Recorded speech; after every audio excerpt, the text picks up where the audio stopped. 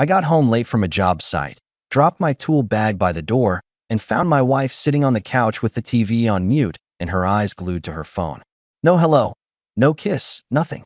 Her thumb kept scrolling like I was a delivery guy who took too long to bring a package. Evening. I tried, hanging my jacket. She didn't look up. Hey, that it? Long day, she said, still scrolling. Mine too. Good for you. She smirked at her screen. Not at me. If I'd known where this was headed, I would have set timers on my patience. But I learned faster than she expected. I stood there long enough to hear the fridge kick on. You hungry? I grabbed something, she answered. I'm meeting a friend later anyway. Which friend? Why? She finally glanced up, then back to the screen. Don't start. I'm asking because I live here. Don't be dramatic. She got up, brushed past me, and opened the hall closet for her coat. Don't wait up. I leaned on the doorframe. What time? She shrugged. We'll see. She left. The door clicked with that flat little tap. That means you can talk to the empty room if you want. I let the quiet sit. Then I grabbed a notebook from the kitchen drawer and started a log. Not for drama. For facts. Dates, times, behaviors. I don't chase shadows. I check the power bill and find the short. Next morning, she moved around me like I was furniture. I made coffee, handed her a mug. She took it with 2 fingers. Thanks, she said, neutral as a receipt. We good. Don't turn every mood into a crisis. You've been cold for 2 months. I've been busy, she shot back. Maybe stop taking everything personal. Hard to do when my wife treats me like the neighbor's dog. She gave a little laugh that wasn't humor. You're touchy lately. I raised an eyebrow. Lately, huh? She set the mug down untasted and left for work early. No goodbye. I drove to the shop. I run a small renovation outfit. 2 crews, a warehouse space, a beat-up F-150 that still starts in the cold. My foreman, Leo, handed me invoices and a look. You look like you slept in the truck, he said. Got the couch. She got the couch attitude. He scratched his beard. You want me to tell you the story we both know? Or do you want to do something about it? I'm already doing something. I tapped my pocket notebook. What's that? The Book of Pain. Book of Facts, I said. And today I'm moving into the guest room. Leo nodded. At least you'll sleep. Sleep is the perk, I told him. The rule is the point. That night, I dragged my duffel into the guest room and set the ground. No fight. No speech. Just changed the layout. When she came home near midnight, she stood in the doorway of the dark room, silhouette against the dim hall. What are you doing in there? She asked. Sleeping. In the guest room? Right. Why? Because we're not playing strangers in the same bed. If we're strangers, we live like strangers. That's ridiculous. It's clear. She folded her arms. You're overreacting. I clicked on the lamp. You've been cold. Short. Absent. When I ask, you gaslight me with busy and touchy. So we reset to clarity. Separate beds. Separate calendars. Separate rides to events. You want back? Great. Then act like my wife. She sucked on a tooth for a second. You're punishing me. I'm giving both of us the real version of what we're already doing. She huffed. You're impossible when you get like this. I'm consistent. She stared another beat, then turned away like I'd bored her. Whatever, she said, walking off. I'm not doing this. Noted, I said to the empty hall, then shut the door. 2 days later, we went to a friend's backyard barbecue. Separate cars per the new rules. I arrived with a 6-pack and a calm face. Our friend Dana poured iced tea into a cooler and shot me a side eye. You two all right? She asked low. We're in the truth phase, I said. Yikes, she said. That sounds worse than it probably is. We'll see. When my wife walked in, she didn't even nod my way. She drifted straight to a group of guys from her gym, leaned in, smiled like sunshine, laughed too loud at something dull. Every minute or so her eyes skimmed over me, and then kept going. Dana's husband, Mark, handed me a plate. She's working the yard, he muttered. Let her, I said. I'm not chasing anyone around my own friend group. Near the grill, I caught her joke about some men can't handle independent women. One of the gym guys looked at me to gauge if I'd heard. I did. I took my ribs and my space and didn't bail. That's what I mean by foreign territory. Her show, my rules. She finally drifted over. You look miserable, she said, like it was a kindness. Ribs are good. Maybe try smiling. Maybe try saying hello to your husband. She rolled her eyes. Don't make a scene. I'm eating. You're sulking. Pick a word you like and file it, I said. I'm still not doing Chase the Queen. God, you're exhausting. Go entertain the gym, then. She snorted and left. I ate another rib and talked shop with Mark about subfloors. 10 minutes later, she reappeared, softer. Sorry, she said, almost whispering. I've been off. Work's a mess. I kept my face neutral.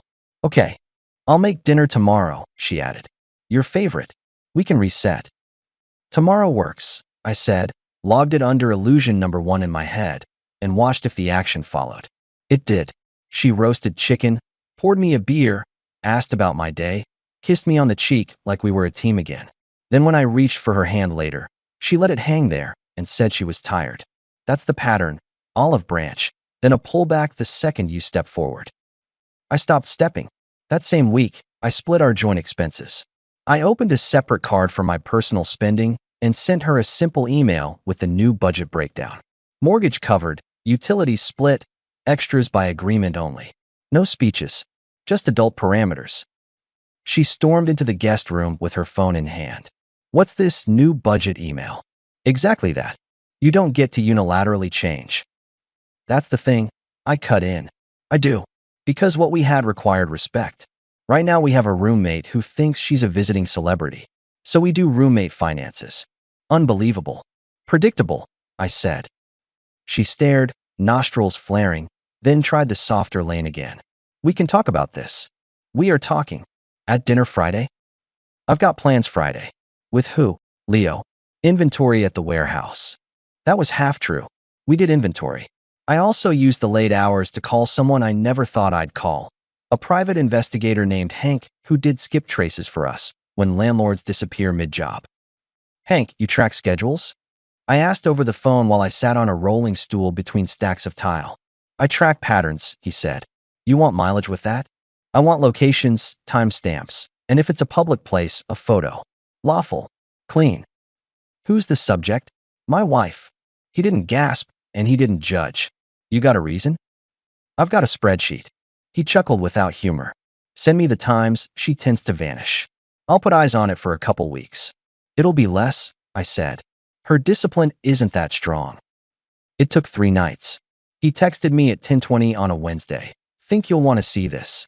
Then the photo came through. A downtown restaurant, warm light, 2 people at a corner table. My wife, leaning in, holding hands with a man I recognized because we'd shared holidays and a dozen beers over the years, Ryan. Married to her sister, Emily. Under the table, his hand on her thigh. On the table, hers on his wrist. Not lean-in family, not comfort. Closeness that tells its own story. My jaw didn't drop. My pulse didn't spike. I just stared at what matched the pattern and said out loud to the empty warehouse. Okay. Hank followed with a second photo, arms around each other in the parking lot, head on his shoulder, and then a third, both of them laughing with the kind of careless face people wear when they think they're invisible. I put the phone face down on the workbench and sat a minute. Not to mourn, to plan. Then there was a knock at the garage door. I walked over, expecting Leo coming back for his wallet. It wasn't. It was Emily, makeup smeared, sweater half-zipped, breathing like she'd run from her car. Your wife is seeing my husband, she said. No intro. No preface. I opened the door wider. I know. She blinked. You already know? Hank sent me photos an hour ago. She held up her own phone with shaky hands. I followed Ryan tonight. I thought it was his coworker. It wasn't. She swallowed. You're not surprised. I'm past surprise. I nodded to a rolling chair. Come in. She stepped into the warehouse, looked around like the metal shelves could anchor her. You're weirdly calm, she said. You don't want to see proof? I just saw proof, I said, sliding her a water bottle. How do you want to play it? Her mouth parted. You're ready to act tonight? I'm not sleeping in a lie another week. But I'm not lighting a match in the wrong room either. She wiped her cheeks with the heel of her hand. I have a plan. It sounds dramatic, but it's clean. We file first. We don't blow it up with rumors. We line up witnesses and truth. Then we pick a day when they'll both be standing there trying to look good, and we let the facts do the talking. Public facts, I said. Exactly. I nodded. We've got our 6th anniversary in 5 days. House will be full. Parents, friends. Ryan will be here with you. Perfect stage. She exhaled a laugh that had no humor in it. He will. He said he was supporting family. Then we give him a role. We sat in that warehouse for 2 hours and built a simple script. We'd both see an attorney in the morning, file separate petitions, clean and quiet. We'd get copies in nice folders. At the party, I'd start with a story, let people settle, then hand her the envelope while Emily handed Ryan his. Then Emily would present photos. No theatrics, just honesty. No names called. No details beyond what the pictures already told. You okay with that? Emily asked, eyes red but voice steady. It's the only way I'm okay, I said. Everyone gets to see what they built fall down on its own weight. She looked at me longer. You're not angry? I'm surgical. You're a little scary like this. I'm tired, I corrected. But I'll take scary if it gets the work done. Next morning, we met with my attorney, a calm woman named Lorraine who's seen every version of human disappointment. We kept it factual, separate paths, mutual assets to be split per the prenup, no children, no drama. Lorraine asked if there was a trigger we cared to note. I said, irreconcilable differences. Emily did the same for her file with her own counsel in the same office. Discreet. Efficient. Lorraine raised an eyebrow when she saw the folders we wanted printed on heavy paper. Presentation day? She asked. You could say, I answered. As long as you're not turning it into a yell fest, she said. Facts are strong on their own. We're aligned, Emily said. We left with clean copies, each in a crisp, gift wrap-ready folder. We got coffee next door like two coworkers after a meeting. For the next few days we saw each other daily, but not to plot. We walked by the river, talked about everything but them. She's an ER nurse, quick with details, precise under pressure. I'm a builder who likes straight lines. We found out we both hate small talk and love quiet breakfasts. She made a joke about how I always wear the same boots. I told her I owned 2 pairs to keep people guessing. She actually laughed. And it wasn't the brittle laugh I'd heard from my wife for months. Meanwhile at home, my wife executed illusion number 2. She flipped a switch the morning of our anniversary. She woke me up with pancakes. She ironed a shirt for me without being asked. She lit a candle at lunch and put her hand on my shoulder like the last 3 months evaporated overnight. You're being sweet, I said, keeping my distance steady. It's our day, she said. I want it to be perfect. It'll be memorable, I agreed. She squeezed my arm. You'll see. We needed a reset. She kept the nice tone going into the afternoon. She set the table, dusted off serving dishes we only use for guests, put on a playlist with our old favorites. I watched her move and saw the strain at the edges, the perfect face cracking when she thought no one saw. People like my wife don't switch for love, they switch for optics. The theme of her little plan was clear. Keep me compliant, keep her life. By 5, the house was full. Friends, neighbors, parents. My father-in-law shook my hand like nothing had ever gone sideways. My mother-in-law kissed my cheek and said I looked thin. Dana brought a salad. Leo showed up because I asked him to. Quiet anchor in a corner, no commentary. Then Emily walked in with Ryan, both dressed nice, both doing the polite thing. Emily and I barely made eye contact. We had to play our parts. Everyone ate. Everyone talked around a long table that I built myself, and the mood was what people call warm. My wife did her perfect hostess bit, touching shoulders, topping off glasses, laughing in the right places. She finally slid into the seat beside me when the plates were replaced by cake. My father-in-law stood. 6 years, he declared. We're proud of you both. There were murmurs. Dana shouted speech and pointed her fork at me. I stood. I didn't rush. I rested a hand on the back of my chair, felt the wood I'd sanded with my own hands, and started from the beginning, not to filibuster, but to give people context. I met her at a 4th of July picnic, I said, nodding at my wife. She was ignoring me so hard it qualified as a sport. I like that. I like a challenge. There were laughs. My wife smiled tight. I chased her for a bit, I went on. Then I learned she hated being chased. I learned she liked being respected. So we built something the only way I know how. Slow, straight, plumb, and square. I walked around the table as I talked. People turned their chairs slightly to follow me. The energy changed like the room felt the set screws tighten. We got married under a cheap arch that I reinforced with lag bolts, I said. Because if it's going to hold, it should hold in the wind. That's how I see everything, love included. I stopped behind my wife. Her shoulders went stiff under her pretty dress. What I didn't understand, I said, was how quiet rot works. It doesn't squeal. It makes jokes. It gets busy. It finds new hobbies at weird hours. It says, don't be dramatic when you ask where the leaks are. I laid a folder wrapped in plain paper in front of my wife. These are our updated blueprints, I told her. She blinked, already knowing, hands trembling a little as she pulled the paper off. She saw the first page. Her smile cracked. She looked up at me like I'd just turned gravity off. I kept moving. I reached Emily, handed her the twin folder. She stood as she took it, face controlled, eyes glassy but hard. She turned, placed it in front of Ryan. What is this? My wife whispered. She didn't say it to me. More like she asked the air to fix it. Ryan opened his copy. He flushed. Are you serious? Emily didn't flinch. Read the title. He scanned the top line, then at me, then at the room. This is inappropriate. It's honest, Emily replied, voice clear. Emily, my wife hissed. What are you doing? What you two have been doing, but upright, Emily said.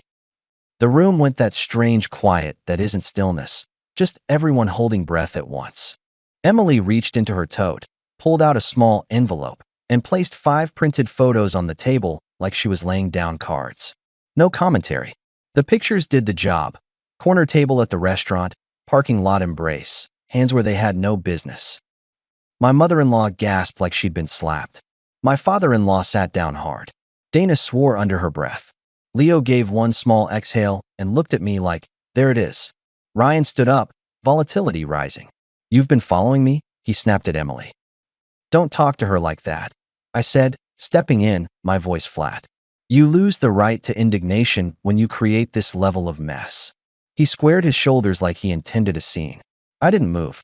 You can leave, I said, calm and directed. You and she can both go if you want. Or you can sit, be quiet, and let the truth finish speaking. My wife shook her head, tears arriving late. It's not what it looks like. It was one dinner. Emily cocked an eyebrow. Your hand must think it was several dinners. It looks familiar.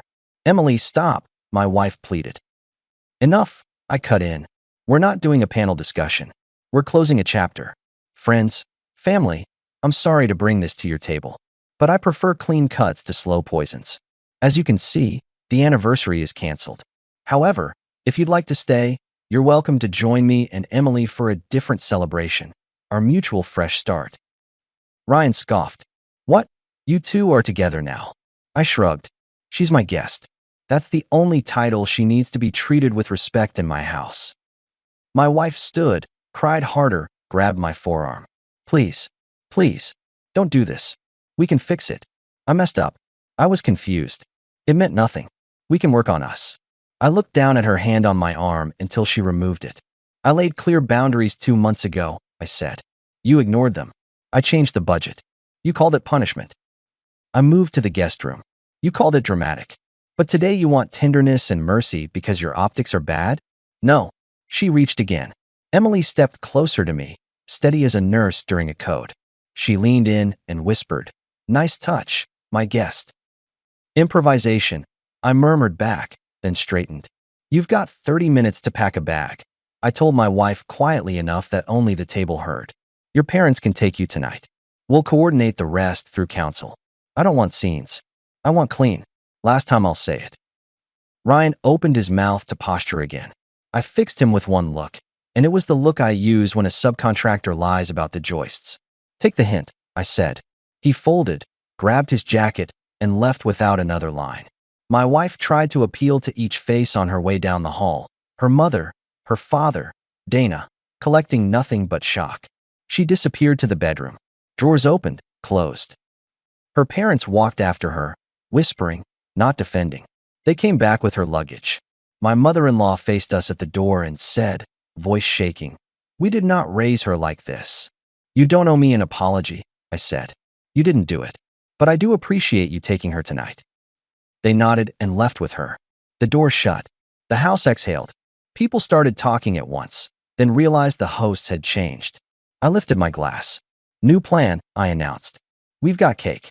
We've got decent neighbors. If you want to stay, stay. If you want to go, go. No hard feelings either way.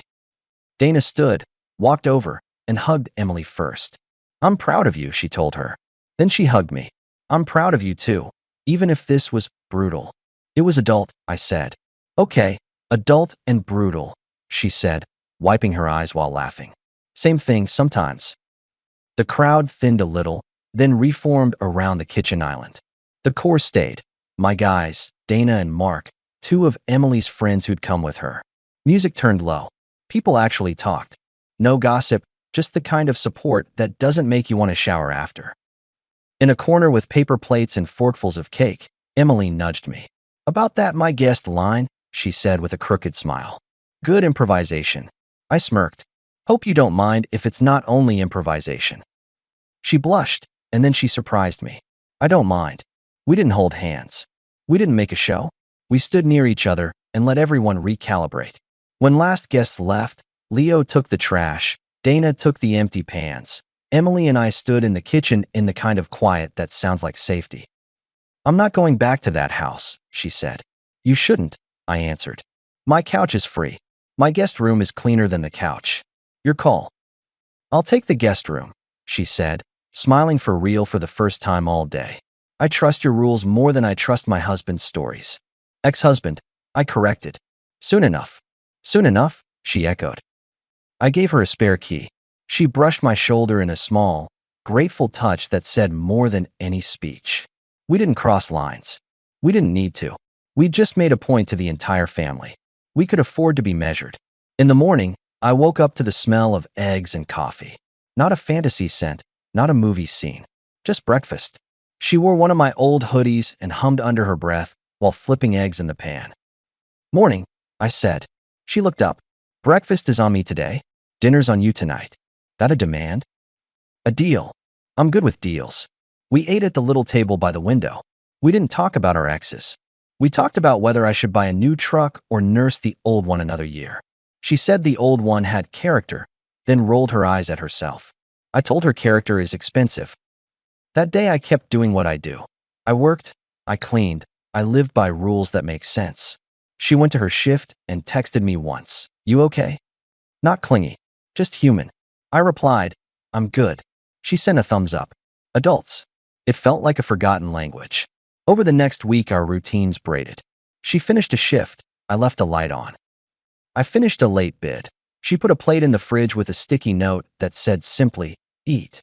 We talked out loud about maybe going slow, but not pretending. We didn't rush. We didn't audition for anyone. When I took her to dinner like I promised, she picked a small place where the owner knows your name and not your business. We sat in a corner and talked about vacations we never took. We talked about houses we'd design if we started from scratch. I sketched what I'd build on a napkin. She made fun of my handwriting. I told her nurses don't get to judge penmanship. As for my ex, her text started a day after the reveal. Long paragraphs at first, then short ones. The tone swung from apologies to blame to nostalgia to bargaining. I didn't engage the swings. I sent one final message that said, simply, coordinate logistics through counsel. Do not come to the house without notice. Wishing you clarity. Then I blocked everything except email, which Lorraine monitored. Boundaries aren't boundaries if you leave little gates all over. 2 months passed. The paperwork moved. The house deed got a clean line through it for division. The joint account became 2 accounts and some receipts. We sold the extra car. She took furniture she said she loved that I know she never dusted. I kept the table I built and the tools I trust. We never had another public scene. We never needed one. The work was done. I upgraded the truck anyway. Not to prove anything. Because hauling lumber in a dying engine is stupid, and I'm done with stupid. I took on 2 bigger contracts, the kind that get your name passed to cousins and coworkers. Business got easier when my head wasn't busy rewriting someone else's script. I also moved some walls in the house. Literally. I opened up the kitchen because the island had become the place people told the truth, and I wanted more of that. Emily came over with a paint tray on her day off and helped cut in edges. She's terrible at it. I told her so. She laughed, handed me the brush, and went to make sandwiches. We didn't put labels on us the day of the reveal, but the label found us.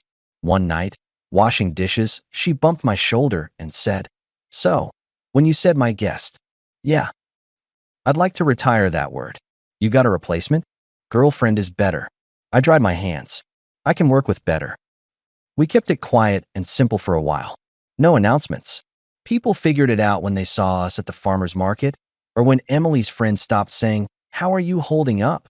and started saying, "When are you two taking a trip?" My ex didn't call, didn't show. I heard from Dana that she moved into a small apartment across town and switched gyms.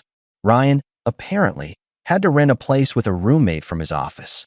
The family stopped hosting for a while. Holidays went back to basics with folding chairs and silence where small talk used to be. As for that night, the reveal, some people still whisper epic when they bring it up. I don't think of it that way. I think of it as the first time in months that the ground was level. No more weird hours. No more "you're touchy." No more cold shoulder in public while I smiled through ribs.